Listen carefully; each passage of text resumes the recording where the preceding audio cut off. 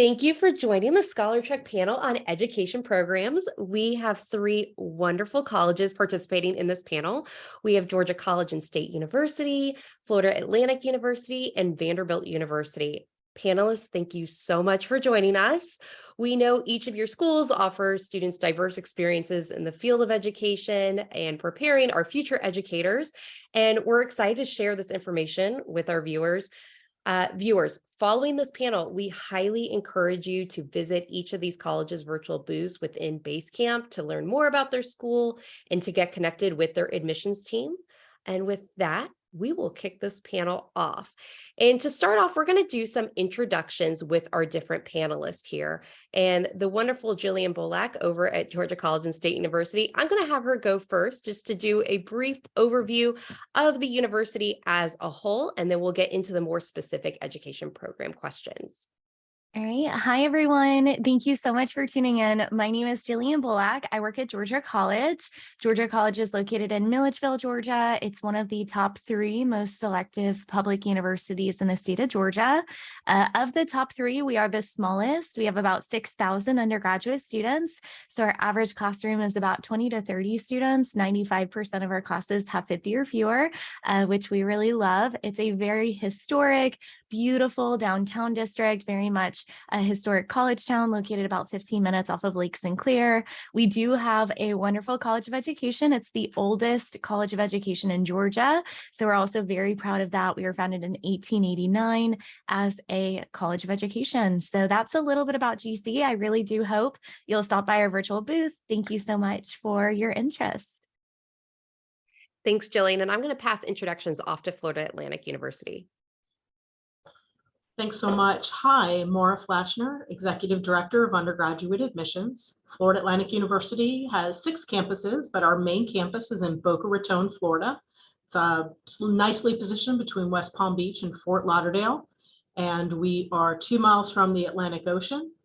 We are part of the State University system of Florida. We're a public university that offers 170 programs and a dozen or so within our College of Education. Our College of Education is one of the top ranked programs in the state of Florida. And we are wonderfully positioned amongst the top 3 largest school districts in Florida, which provides great student teaching and field experiences for potential educators. Thank you so much. Thanks, Maura. And last but not least, we're going to pass it off to Vanderbilt University. Hi, everyone. My name is Lena Andrews. I'm an Associate Director of Undergraduate Admissions at Vanderbilt. Vanderbilt is a mid-sized research institution located right in the heart of Midtown Nashville. We are a fully residential experience for undergrads, meaning that 90% of all of my undergraduate students do live on campus for all 4 years. So we are really all centralized there on a true campus environment that's still right in the heart of the city. So we kind of like to talk about the best of both worlds you get in some ways. We are home to the Peabody College of Education and Human Development, which is one of the top 5 graduate schools of education in the country and also still offers undergraduate programs. We are one of only 3 schools in the US News and World Report top 25 that still offer full undergraduate teaching education programs. So we're really proud of that fact. Fun fact is that Peabody College is our highest ranked of our 10 schools, having consistently been in the top 5 at many times, #1 during the past 25 years that they've been ranking graduate schools of education. We're also one of the top education and human development research producers in the world. We are a private institution, so in-state, out-of-state doesn't really matter to us, doesn't really affect the process for us or that price tag, right? But another good fun fact to know about Vanderbilt is we are at #1 for great financial aid according to the Princeton Review, and that absolutely extends to all of our undergraduate education programs as well. So don't get scared off by what might be a much bigger price tag or sticker price than some other schools. There certainly is a lot of aid there as well. Thanks, Lena. And I'm going to have FAU start us off for this first question regarding education programs. But can you share what type of education programs do you offer on your campus? Do you have programs, for example, for elementary, middle, aspiring high school teachers? How do these programs differ for a student? Sure, thank you for the question. So at Florida Atlantic, which we also say FAU, so at FAU, we have elementary education, which is a K through 6 certification. All classes are taught within our College of Education for licensure. For secondary programs, which would be grades 6 through 12 and the appropriate certifications, the content courses, for example, biology or art, would be taught in those particular departments, but you get your content through the department, but you are earning a degree and a certification in the College of Education. So it's a bit of a logistics piece that you shouldn't get too caught up in right now as you're searching for colleges, but we do offer a number of secondary degrees, which would be in biology, art, and so forth, as well as that pre-K through 6 certification. Perfect. And Lena, how about at Vanderbilt? Absolutely. We offer full certification programs in elementary education, secondary education, and special education. We also offer through our Blair School of Music, what's called 3+2 program to get your undergrad bachelor's in music from that conservatory style music program, and then get your master's degree to get you fully certified in music education. All of our programs are going to get you certified in 47 of 50 states currently, so really easy to kind of apply throughout. In terms of how they differ from curriculum, for all of our education programs, you are going to be required to have a secondary major within, that could be another major within Peabody College. Outside of those teacher education programs, I also have majors in child development, child studies, cognitive studies, and human and organizational development. And then it could also be a major from any of the other 3 schools. So certainly most of my secondary ed majors are going to have a secondary major in their kind of intended area of teaching, whether history, biology, chemistry, whatever that might be. Thanks, Lena. And Jillian, how about at Georgia College? So within the College of Education at the undergraduate level, we offer bachelor's degrees in early childhood, middle grades, and special education. In terms of the curriculum model for those are all cohort modeled. So you do 2 years within the Common Core, and then an additional 2 years student teaching in the classroom, doing your upper level coursework within that cohort model where you're working with all of the same students. So that's a really great program. But then if you're interested in teaching music or art, or really any other discipline outside of middle grades or early childhood or special education, if you're interested in teaching at the high school level, you can do a bachelor's in what you're interested in teaching. So biology, for example, and then you do 1 additional year to do your master's of teaching within the College of Education, and then you can teach at the high school level or beyond. So we get some students that think that they want to teach at the high school level, do a bachelor's in that area, and then decide to do a doctorate to teach at the collegiate level. So it really just depends on what you're interested in teaching, but we do offer all of those programs. Thanks, guys. And you read our minds for our next question. So you guys perfectly went into just kind of your options for music or art or special education. So we'll move forward. So students, if you see this slide up and you're curious about that information, make sure you're paying attention to the whole panel. They're all sharing some great information with you.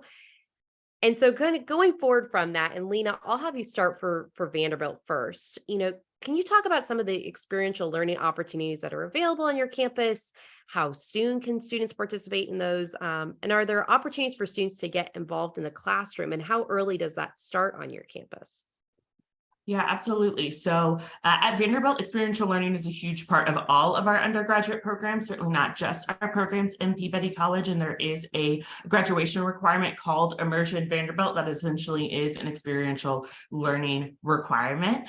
Student teaching requirements can certainly fulfill that requirement, but they don't have to. If you also want to do some kind of research project, or if you really want to write and produce your own short play for the Black Box Theater, right? Those are absolutely things you could do on top of student teaching. You could use that Immersion Vanderbilt program to do that as well. In terms of getting you into the classroom, the Peabody model is to get you into the classroom early and often. You won't have a class in Peabody where you aren't in some way going out into the community, out into typically Nashville Public Schools. Those are, of course, our closest partnerships and our longest held partnerships. to get into the classroom and put what you're putting to work or what you're learning in the classroom to work. And you will start doing that from your very first semester on campus, which of course, it'll start more as a shadowing opportunity and get more kind of practical hands-on as you go, culminating in that student teaching experience, typically sometime during your senior year. Thanks, Lena. And Jillian, how about at Georgia College? So students can start in the classroom as early as their freshman year. We have opportunities, and then students will get over 1,000 hours of experiential learning opportunities. So typically they graduate with around 1,200 hours in the classroom. So there are a lot of opportunities. We try to place students in different types of classrooms too, so that way they can help determine what type of school system they want to work for, whether it's public versus private versus charter, because obviously all of those school systems are very different. So we really try to get students that experience early on, and especially within the cohort. That's a lot of what the cohort is. Thanks, Jillian. And Maura, over to you for FAU. Sure. Similar to my other few colleagues, student teaching is a critical part of field experience for our future educators. We include several of our courses have a 15-hour field experience, so 15 hours a week for observation hours. We have a practicum where student is placed in the classroom in K through 12 1 day a week for 15 weeks. And then we have student teaching, which is very similar to an internship where a student is placed into a classroom every day for 15 weeks, which is the equivalent of an entire semester of college work that lines up with your schedule as well as the K through 12. Perfect. And I think all students who are looking to go into teaching, they're always itching to get into the classroom right off the bat. So I think it's really good for them to know that they really can get that experience, from the get-go to help them figure out to what area of education they may want to focus on. Because as Maura kind of shared earlier on, you don't necessarily know for sure what you want to teach, or if you're looking to go into secondary, what specific topics that you want to be focused on, and to just kind of embrace that and be open to different opportunities. So I think that's really helpful for students. So going into our next question, and I'm going to have Jillian at Georgia College start us off for this one. Is there a separate application to get into your education program or your college of education? And at what point do students go through that admission process? That's a great question. So kind of similar to what I mentioned earlier, we have a cohort model. And so students will apply to the university. They'll declare their major as pre-early childhood education or pre-special education. So they'll kind of be in that program for those first 2 years if they're interested in early childhood, middle grades, or special education. If they're interested in high school or above, then they'll just declare that major, as I mentioned. So they'll start in that pre-process, and then after 2 years, they apply into the cohort. The cohort is largely academic based. So one of the biggest criteria is college GPA. So we'll look at that when they're applying into the cohort, among a few other factors, and then they'll be granted admission. Now, throughout their first 2 years, they have an academic advisor that's devoted to them, that's meant to help them prepare for the cohort, also understand the curriculum model and the classes that are necessary to take in order to qualify. So they'll have a person that's there to kind of guide them throughout the process of applying into the cohort. And then once they apply into it, they're with that group of students for the remainder of their 2 years to complete the bachelor's degree. So for us, it's a cohort model, and that's kind of how it works. When they apply for initial admission to the university, they don't have to apply for anything specific, and they can change their major throughout. So they can change their major during those first 2 years between early childhood to special education or to middle grades. There's a lot of flexibility there for our students. Perfect. Thanks, Jillian. And Maura, how about at FAU? Yeah, so when students apply to the university coming out of high school, they can select any number of our education majors. And during their experience, first 2 years, they're going to focus on all the prerequisite courses, both for education as well as the general core that's required for the university. If a student is interested in going into secondary education in an area of emphasis like biology or chemistry, they would be focusing on those science classes. Students formally apply to our College of Education within the university really around that junior year, once all prerequisites appear that they're going to be complete and that they're going to have the college GPA required. Once they are admitted to the university as a first-year student, as well as when they get into the education program formally as a maybe sophomore, junior, they will have an academic advisor with them the entire way that helps advise not only on course selection, but on the sequence of courses, when field experiences might be introduced into their 4-year plan, and really helping them ensure they understand all the requirements for teacher certification and that they're meeting those steps and those check marks throughout their course of undergraduate study. Thanks, Maura. And Lena, how about at Vanderbilt? Absolutely. So the application process to Peabody for undergrad is going to look exactly the same as all of my 4 undergraduate schools. When applying to Vanderbilt, you do have to pick one of those 4 undergraduate schools to apply to, and which school you pick will affect how we ultimately read and review your application, but it won't affect what the application looks like on your end. Another important thing to note is that for Peabody College, I do read and evaluate specifically by major. So I am really looking for evidence of your fit for the program that you're applying to, of maybe ways that you've explored your interest in education, of that stated interest in education, etc., throughout the application. Otherwise, it is truly, you are going to go through the exact same holistic review process that all 47,000 of our applicants go through, where every application is reviewed multiple times, and then ultimately we release our decisions by April 1st every year. Thanks, Lena. Going to this next question, I'm going to have FAU start us off, but kind of what type of certifications do students need and receive through your curriculum so that they are eligible to actually teach? And because we have viewers who are not necessarily from your, university's home state, how does that prepare them? Do you know if there are extra steps or where they can go to learn about extra steps to be able to become certified to teach in a state outside of, where your university resides? Sure, thanks for the question. As it relates, I'm going to answer the second part of the question first. The state of Florida has a number of requirements that need to be met for teacher licensure. So all of our education programs are designed to meet all of the licensure requirements in our state. There are a number of states that do offer reciprocity once a student gets a Florida teacher certification. And again, that would all be decided by the state of Florida. And there is the Florida Department of Education website actually would be the best reference for students who might be looking for that reciprocal certification to graduate from FAU and then go back to a home state or another state. So I would refer interested students and families to the Florida Department of Education website to look at the reciprocity for Florida teacher certifications and how that would help you get employment and qualify for the teaching license in your home state. In terms of the certification that students prepare for through our curriculum, it would be the Florida teacher certification. And the degree programs are all designed for you to be able to do that. So it's all built into the curriculum so that when you graduate with a degree in math education or school counseling or elementary education or ESOL, that is part of your degree. So there's not anything extra that would be required of any student. It's all part of the undergraduate degree. That was a lot of great information. Thank you.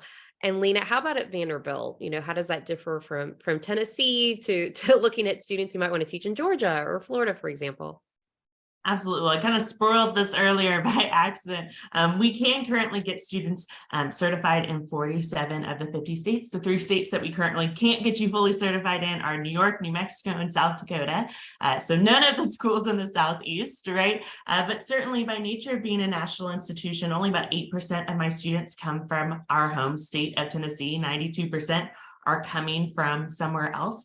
Our Office of Teacher Licensure is incredibly familiar with working with students who want to go to just about any corner of the country and are really there to support students through that process to make sure that they're not only meeting the requirements of their program, which of course the requirements of the program will fully set you up for licensure in Tennessee, but also getting any additional requirements that might be needed for whatever states they might be targeting to move back to after graduation.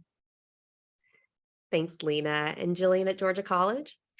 So similar to Lena, our program really prepares all students in most states. So in Georgia, students in order to graduate from the program, students have to take the GACE, which is the Georgia licensure exam. So all of our students will be registered to teach in Georgia. They have to take the CAPS, and they also have to take the professional behaviors and dispositions assessment. So students are going to take those three in order to graduate from our programs. In Florida, similar to Georgia, you have to graduate with your bachelor's degree and then take that exam. So as was mentioned, that's the FTCE. So students are going to be prepared to take the GACE, which is built similarly to other teachers' licensure exams in other states.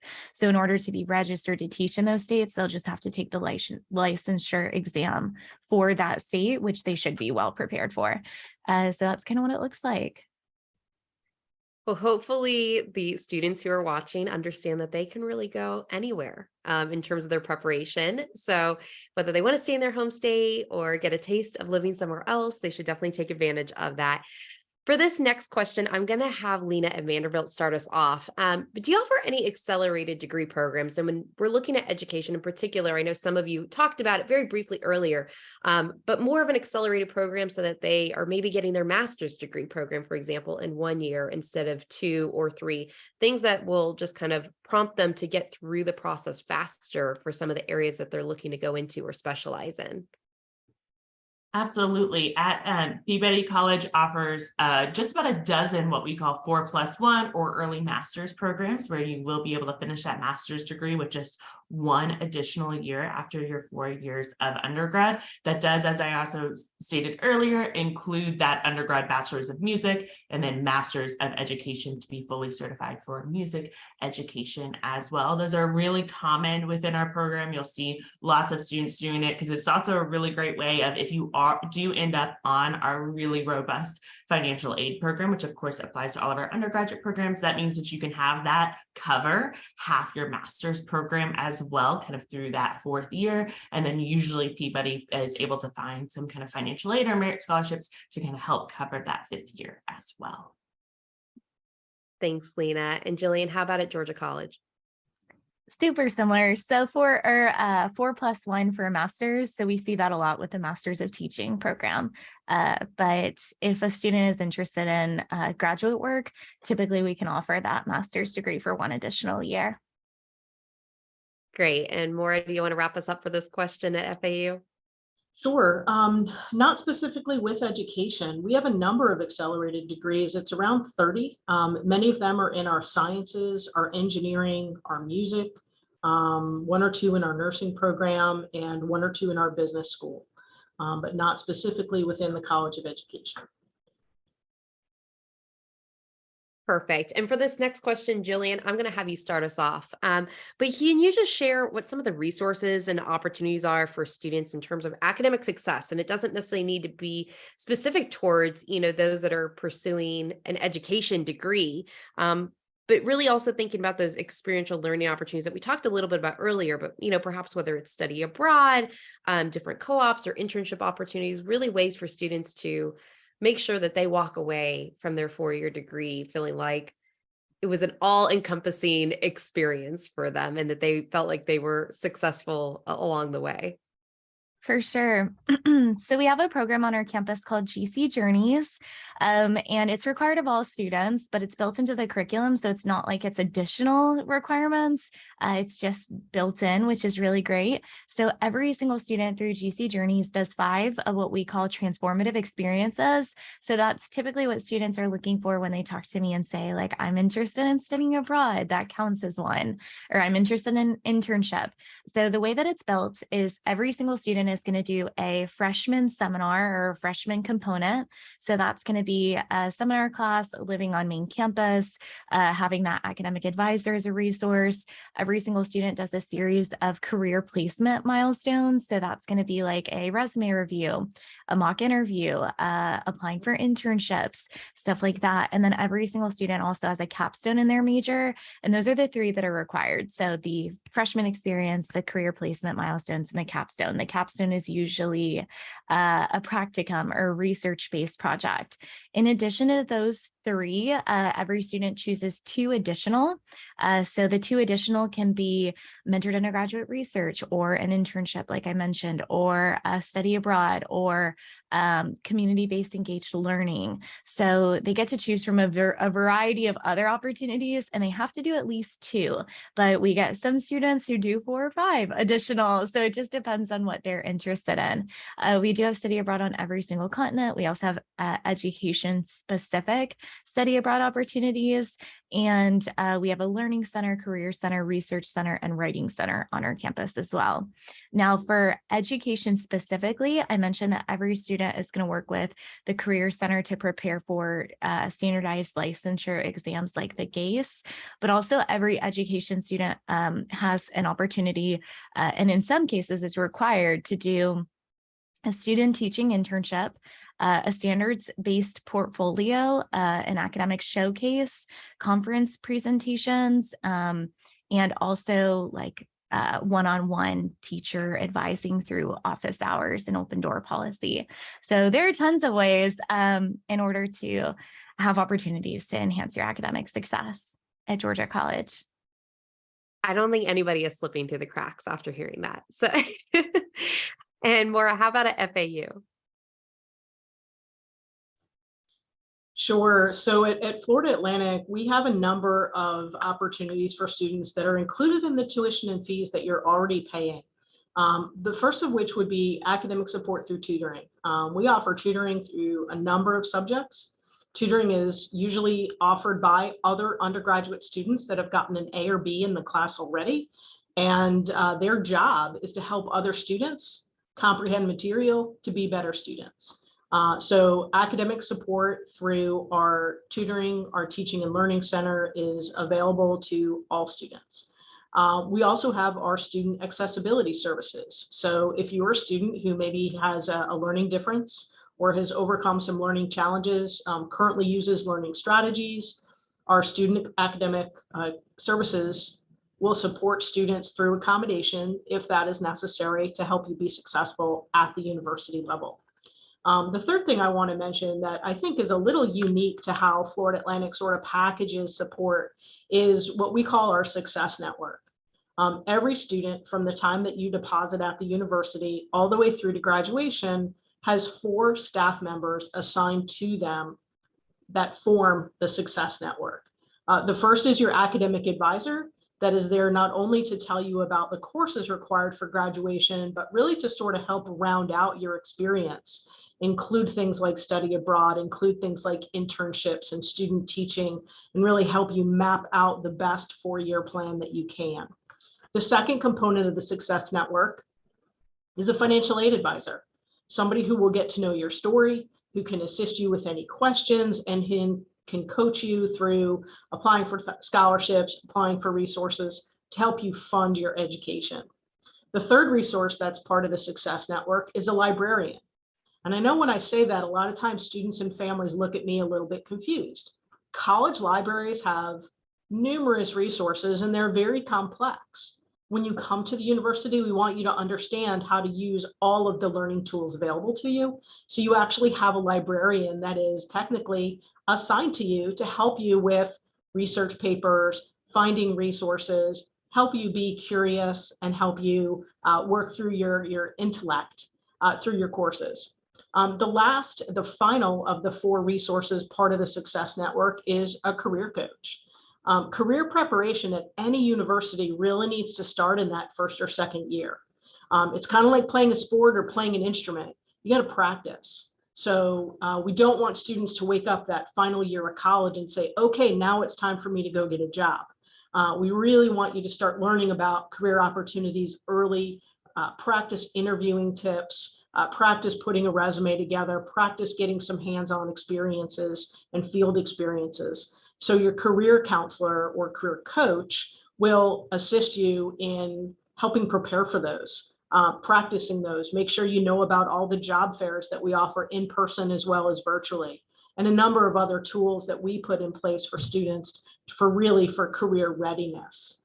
So those are the steps and the resources available at Florida Atlantic to help students be successful. Y'all are giving some great information here. My gosh, I felt the passion in this question. Lena, I'm going to hand it off to you for Vanderbilt to wrap us up for this question. Absolutely. Well, by nature of being a fully residential environment, there are lots and lots of resources that are somewhat kind of always there and ready for you, both from peer tutoring resources, full tutoring centers, the Center for Writing, the Center for Student Wellbeing, et cetera, et cetera. In terms of study abroad, pre-COVID, over half of our students did study abroad, and all majors are very much eligible to study abroad. Of course, we're not quite back up to that over 50% number that we were at pre-COVID, but we hope that by the time y'all are on campus, we'll be up to that number again. We also have a really wonderful and robust career center that serves the whole university, as well as career services specific to Peabody College. I think because of the size of Peabody College, it really is it has a campus kind of within the Vanderbilt campus, not just one building or one facility, but over a dozen buildings around the Peabody Esplanade. It has all of these kind of resources specific to Peabody programs, but then of course all of the Vanderbilt undergraduate resources are fully available to students as well. So of course that includes tutoring, writer services, as I said, study abroad support, a really robust career center, but it also includes things to help students with their mental health and well-being, as well as coming up with financial skills, right? Financial planning skills, time management plans, et cetera. Things like the Center for Student Wellbeing, the University Counseling Center, the Student Care Network that's really there to help meet students kind of with whatever they need. We also have 9 different identity centers where students can go to find their safe space or their home on campus as well. Thanks, Lena. Well, you guys did a perfect job of following up with that next question. So I'm going to skip through it. So students, viewers, if you are curious about the amazing career support and opportunities, these 3 panelists just killed it in that last question. So make sure you listen for those details. There were details that I didn't even know about. So this is great to be able to have that information handy. But going into our next question, and so Maura, for Florida Atlantic, I'm going to have you start us off. What are some ways, in addition, for students to, learn about the different education programs at FAU, but also FAU as a whole? We, of course, hope students and viewers are going to be visiting your virtual booth, but we know there's so many opportunities beyond that, and we want to make sure that they take advantage of those opportunities. Absolutely. We want students to visit campus. If you have the opportunity in your sophomore, junior, senior year, we offer tours most Monday through Fridays, many Saturdays during the year. And we also have open house programs called Explore FAU. We offer a couple in the fall, a couple in the spring. We do some tours over the summer as well. If you are up for the Florida heat and you want to bring your sunscreen and your walking shoes, we'd love to show you around. So I think a campus visit is really the best way on any of our campuses for you to really get a feel of the climate and the culture and see if it's a place where you feel like we have the resources to help you be a successful college student. In terms of our education programs, or really any of our academic programs, our students are so savvy these days. So certainly Googling, right? That's a verb. It's not just a website. Looking up our education programs, looking up our engineering programs, looking at the faculty, seeing where our faculty are educated, what their areas of expertise might be. And I think, honestly, these days, follow our social media channels. Look at our YouTube videos, look at not just, we have a number of videos that are how-to. So if you need help in the application process, we have some how-to videos, but we have lots of great student stories out there on our YouTube channel. We have a number of alumni stories. You can see what our graduates are going off to do, how they're making an impact in their communities, in education, in social services, in environment, lots of opportunities. check us out in the ways that you would any other product that you might be searching for. So talk to your teachers, your school counselors, family members, those that sort of advise you and that you trust to give you counsel in any other number areas of your life. But Florida Atlantic University is a national university that provides students great experiences that will take you into the job market, into graduate programs, professional programs. Our weather is wonderful. That is something our students enjoy. And I really think overall our location, and not just because of our proximity to the beach, but South Florida is an economic engine in pretty much any industry and in any discipline. So one of the benefits of our location, is that you have access to every kind of industry 365 days a year. So you can have a co-curricular experience, perhaps, which means while you're in school, having job experience, or having, in this case, maybe your student teaching, right along with the rest of what you're doing on a day-to-day basis of your student life. So our location really lends itself to not just fun and sun, which is important, but also that real world experience that I know our students and certainly their family members want them to have. And we know a lot of students are looking for that co-curricular experience. That's become more and more popular. So that is a huge asset to be able to take advantage of. Jillian, how about for Georgia College? So similar, check out the website, Google information. We have so much information on our website, and there's a really helpful search function on it too that even I use all the time. So I definitely recommend it. Also visit. I feel like one of the most beneficial ways that you can learn about a university and its programs is to take a tour. We offer campus tours every single day of the week, except for Sunday.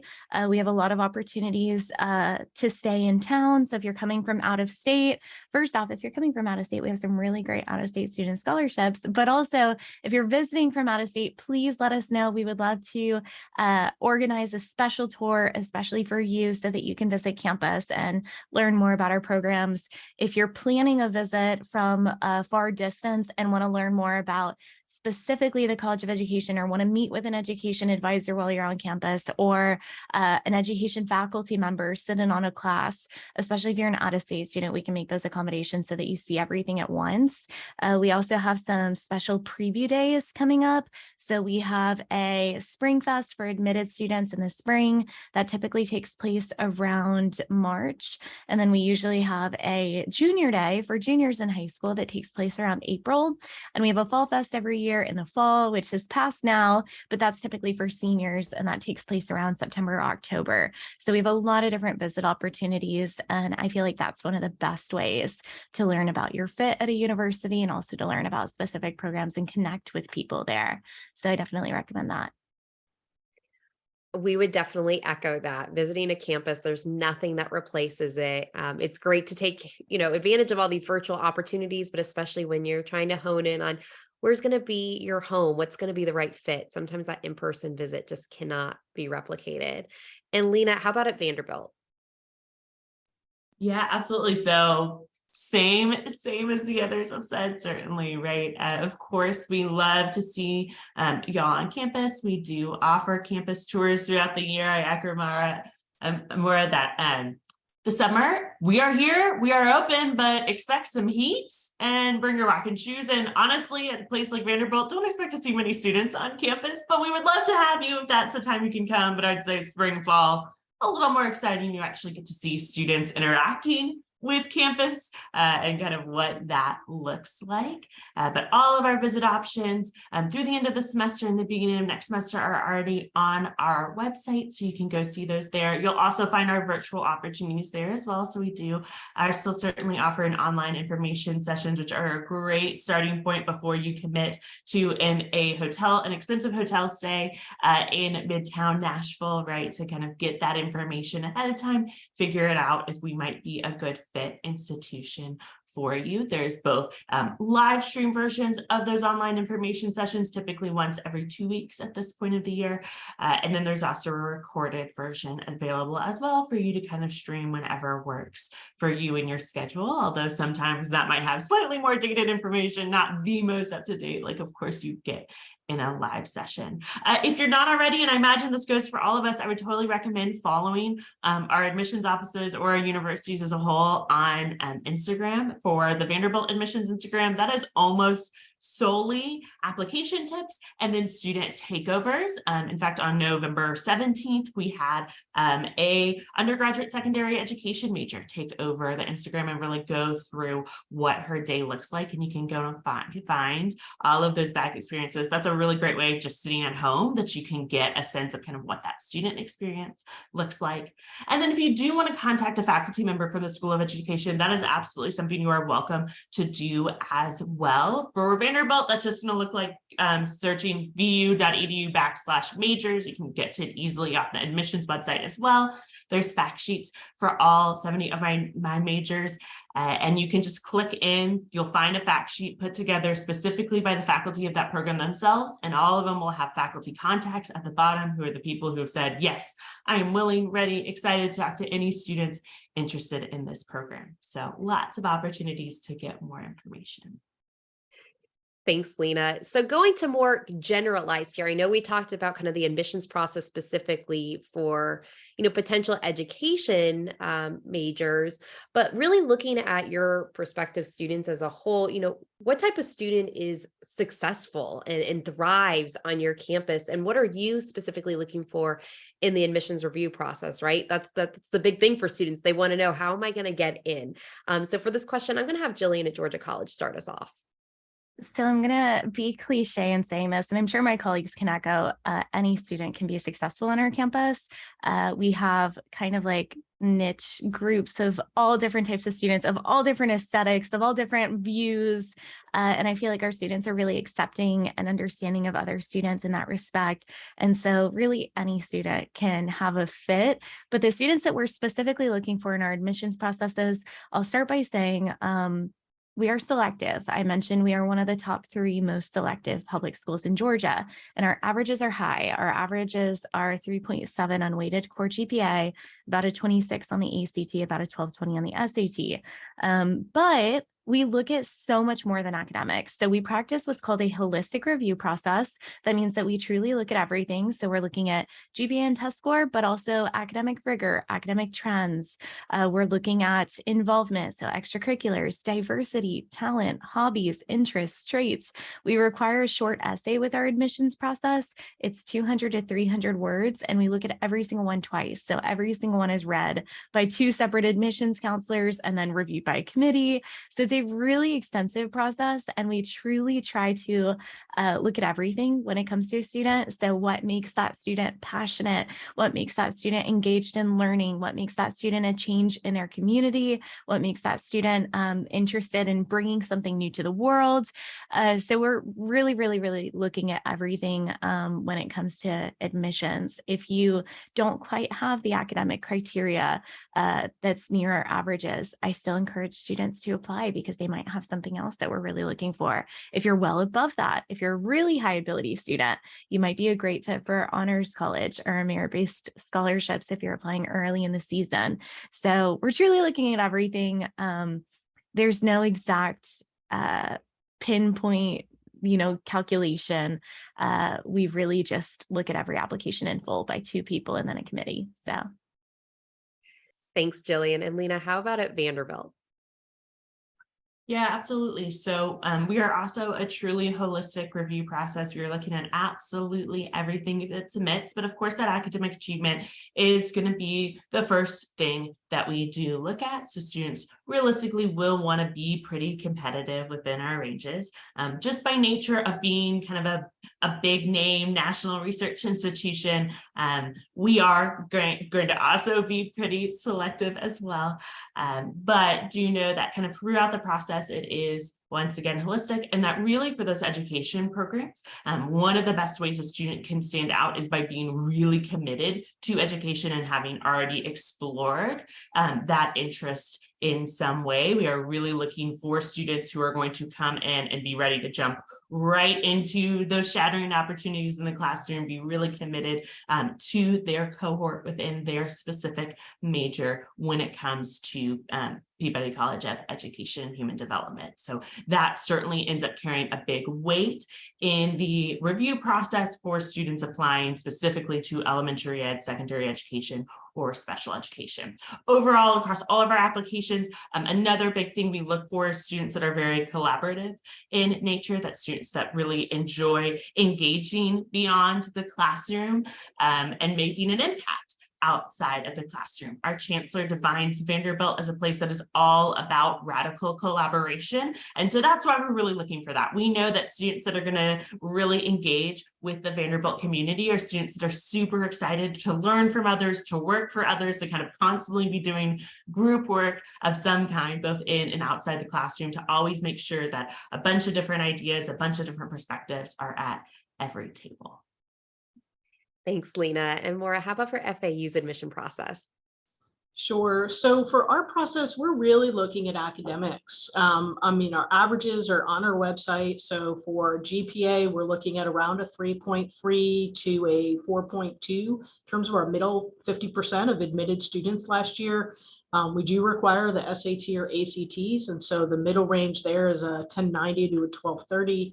Or ACTs 22 to 27. So with those middle ranges, again, that's the middle. We admit some students below and certainly students that are above. But really academic readiness is the #1 indicator of success at the university. So that's our real focus at your high school preparation. We also have a couple of access and bridge programs that we consider students for. Does not require separate application. We have a STEM bridge program for students perhaps that were not able to take a more challenging math sequence in high school. So perhaps you didn't have the opportunity to get to calculus. For example, the College of Engineering requires calculus in their curriculum. Some of our science program requires advanced math. So we're really trying to help students scale up in math rather than keep students out. We also have an academic success program for students who may have strong grades, but might be lower on the testing spectrum, and or maybe, COVID happened during our students' learning experience. And so there were some ups and downs in performance. And so students that, again, show promise through their academic trajectory, but performance might have been a little bit up and down. So some bridge programs, as well as our regular admissions review process. In terms of thriving, specifically in education, I would say our students that have experiences in like youth programs, youth program leadership, maybe camp counselors, where they've had exposure to students in K through 12, not just their peers, but maybe have been in an opportunity already without maybe even realizing it to observe and to engage with all types of learners. Those are our students that typically, in addition to excelling academically, will excel in the education field. Well, that is a perfect segue to our next question. And, often students, want to know what is it that I can do, whether there's specific classes at a certain rigor level, or again, those opportunities that Maura just mentioned that students can do to show their genuine interest in going into the field of education. As Lena brought up earlier for Vanderbilt, that's something that they look at as to why did you select this intended major or path for yourself? And so I'm going to actually start with you, Lena, since you kind of touched upon that earlier. Are there some examples of students that you've had the privilege of reading their application that you said, yeah, that is a really good way of reflecting interest in this area? Because we know some students are able to get their hands on more opportunities than others. And so that looks a little bit different for every student in their walk of life. So I'm going to pass that to you first. Absolutely. So there are a wide variety of activities that can kind of show that a student has maybe explored this interest in education and working with children, or working with teens and adolescents, or working with people with any type of developmental disability, right? In the case of our special education programs. Certainly, if you go to a school that offers any kind of coursework in education, which not many do, but some do, we would hope to see that you've taken advantage of that, right? But we know that that is a pretty limited opportunity. We will see students who sometimes are able to work with their high school counselors to create essentially an independent study where they might be, if they're lucky enough to be on a high school campus that's right next to a middle school campus, or sometimes even an elementary school campus, where they have a free period a day that they go work as a teacher's aide. Certainly, if that's if education is something you're considering, that's maybe something to ask about, because maybe they haven't had students ask about it before, but it might actually be an opportunity. Neither of those things are definitely required. As Maura said, being a summer camp counselor can be a really great way to explore that interest any way that you're able to work with children. Maybe you are a swim teacher, right, at your local public pool. Maybe you are kind of helping coach students in any type of sport, any type of place where you can really be working with students in some type of educational way, right? We'll still see students that get really involved in Vacation Bible School at their local church, or kind of the equivalent at maybe a religious group that they're affiliated with. There's lots of kind of summer opportunities to go help at local childcares or something like that. Something where you've really got to start having that hands-on experience with students, and confirming, right, that you actually enjoy working with students, because it's something that often we might think we enjoy conceptually, but then hands-on, it can be a little overwhelming, right? That's why we appreciate our teachers so much. So any opportunity to kind of explore that interest can be really helpful. I would also say that in your application, as you're putting it together, if you have really taken that time to explore that education interest, it can also be really fun and interesting to hear students kind of talk about what brought them to teaching, what kind of brought them to that interest in education, to maybe use one of their essays. And at Vanderbilt, we would have either the Common App Coalition essay, the QuestBridge application essays, and or a supplemental essay, and then to use one of those essays to maybe talk about kind of why education is something that you are really drawn to, and maybe if you have in any way kind of developed an education teaching philosophy, definitely not required. But if you have, tell us about those things. Also, don't be afraid to share that interest and that excitement with your people that will be writing your letters of recommendation, right? It can be really helpful to also hear from a counselor or a teacher like, yeah, the student is so excited to get into the classroom and they're going to be such a phenomenal teacher one day. Those can also be really helpful things for us to kind of see and hear, that you are kind of empowered as a high school student to say when you're asking people to write your letters of recommendation, like, hey, and if you didn't already know, like, I'm really, really excited to be to go into education, and please feel free to share that as well. That is great advice, and really applicable for students who are looking to go into all sorts of different majors and career paths. To be able to share that information with your potential recommenders, it really does just help bring that letter to life, and hit home, I think, for a lot of students and for the admission counselors who get, the opportunity to review your application. Jillian, how about at Georgia College? So as was kind of mentioned, like shadowing opportunities, internship opportunities out of high school are always beneficial. You can even talk to your teachers at your school and say like, hey, is there a chance that I can, like talk with you or discuss the career path? Like finding out any information about that opportunity is always really good. There are some schools that offer education pathways, so that can be beneficial too. If you're at a charter school or a high school that offers a pathway for an early childhood education program, that can be helpful. If you're at a school that doesn't offer something like that, then maybe look for opportunities to shadow in the community in an elementary school and understand what it means to be a teacher. So those pieces can really help to position you, but also just doing well academically in your classes in high school too, maintaining those high grades so that you can apply for selective admission and be competitive for those scholarships. I think that really goes undervalued.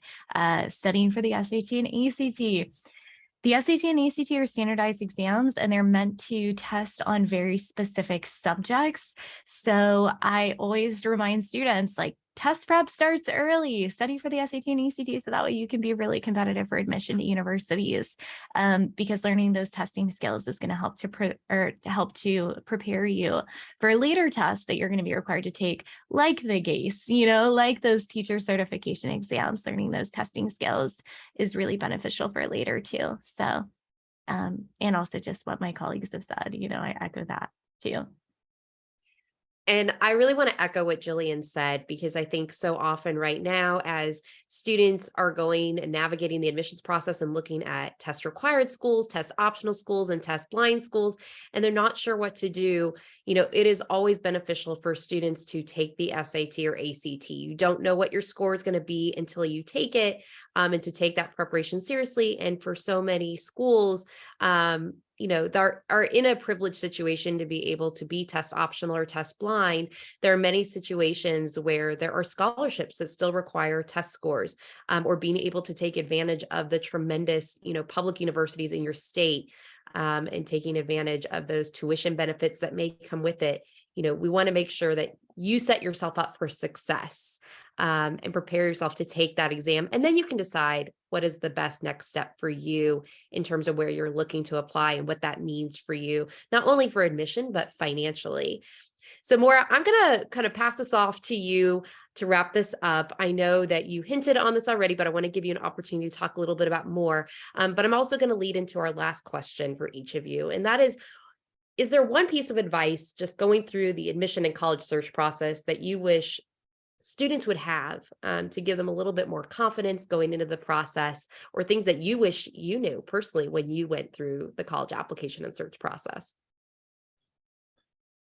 Sure. So Jillian and Lena did a great job talking about preparing for education. And so more generally speaking, I think as students are looking at the college search process, be inquisitive and ask questions.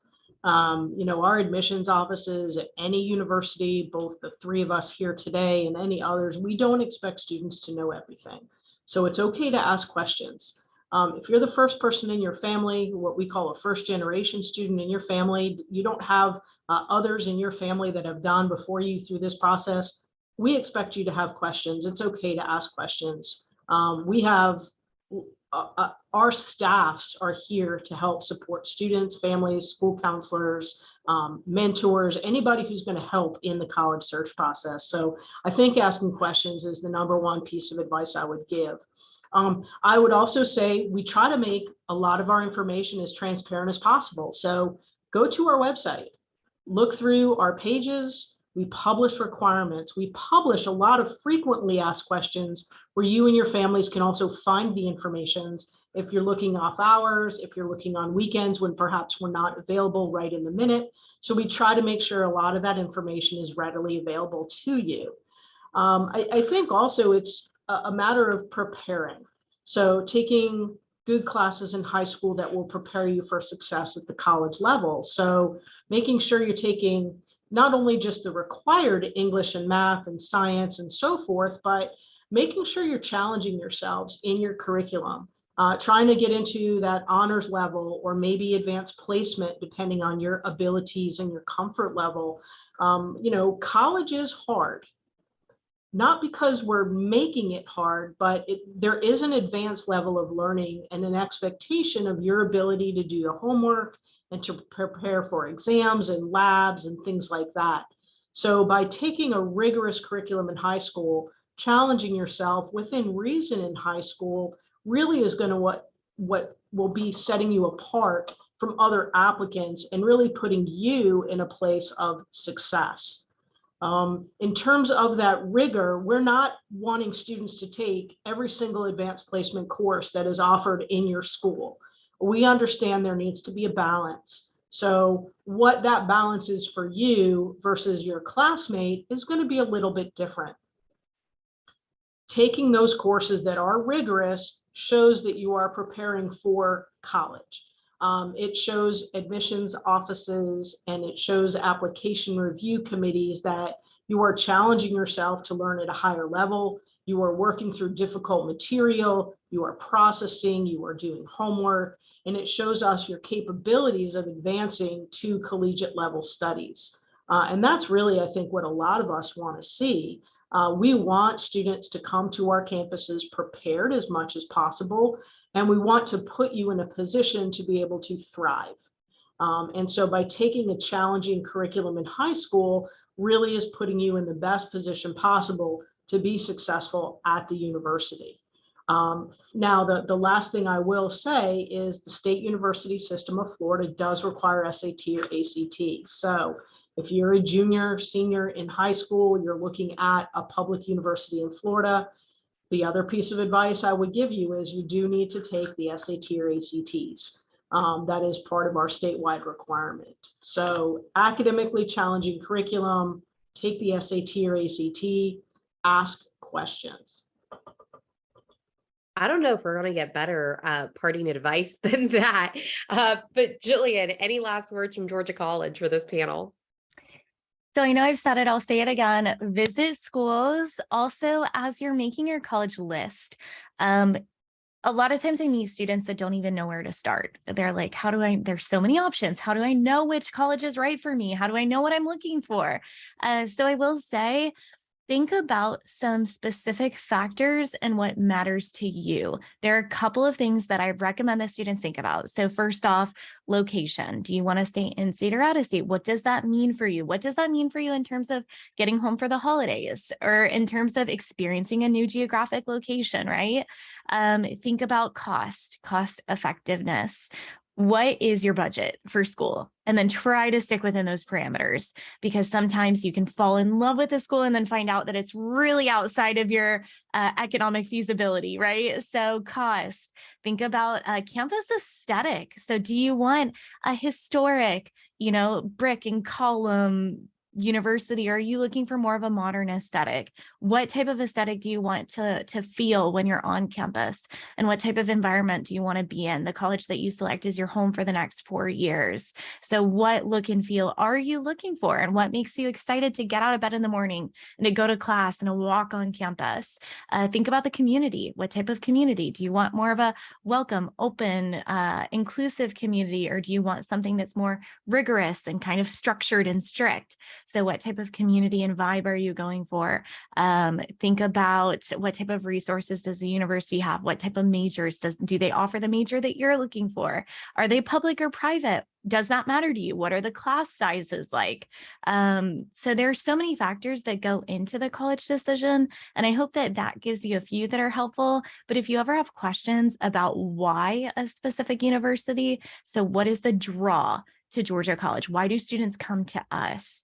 Or why do students go to Vanderbilt or FAU? Like, if you ever have questions about why, don't hesitate to reach out to the university too, or on your visit, like try to imagine that and understand that, because we all have selling points for our schools. Like we all have things that we say as to why a student chooses GC, the beautiful campus, the small class sizes, the public university, but private feel, right? So, and we can list those, and admissions counselors are here to help you figure those things out and understand those things. So for especially universities that have front-facing admission staff, reach out to us. Like GC has that, reach out to me, get in touch with me, ask me questions. That's what I'm here for. And I hope that if you leave with anything from this panel, you leave understanding that we're here to help. And we don't want you to go through this process blind. So don't hesitate to reach out. That's what we're here for. Great words of advice, Jillian. And I think for students to know that it is okay to have your deal breakers as well. If you visit a campus or learn about a campus and there's something that just doesn't feel right, that's okay. That's why there's thousands of accredited nonprofit universities in the US, let alone wonderful options abroad for students to be able to take advantage of to figure out what that right fit is. All right, Lena, big shoes to fill here. The last words for this panel. Yeah, finishing up, that is a tough position to be in, especially after so much good advice. I would say, my best piece of advice is a thing that you are already doing by tuning in today, which is to start researching early, to start exploring, trying things out, finding out, hearing from a bunch of different schools, a bunch of different perspectives, etc. And then I would really just echo more of, there is no silly question in this process. Every question is totally fair game. And we, I think, all very much acknowledge here that this is a ridiculously confusing process, because there are something like 4,000 colleges and universities in the US alone. And we all have our own specific way of doing things that fit our own kind of institutional needs, institutional experience. And there's a reason for that, yes, but it does mean that we're all going to have kind of nuances, and you are encouraged and welcome to always ask us anything about that. Don't assume that it's something you're supposed to know. I will say I was a student who went through the process thinking that I knew everything, and I knew my parents were college professors. So I just thought like I understood everything about admissions. Now, having worked in admissions for the better part of a decade, I can say I knew nothing when I was 17, and I should have asked a lot more questions. And no one knows as much as they think they might know. It is always incredibly encouraged to just, if something you're like, wait, what does that actually mean? Please ask. That is what we are here for. Thanks, Lisa. Excuse me, Lena. Woo, Lena, it's been a day.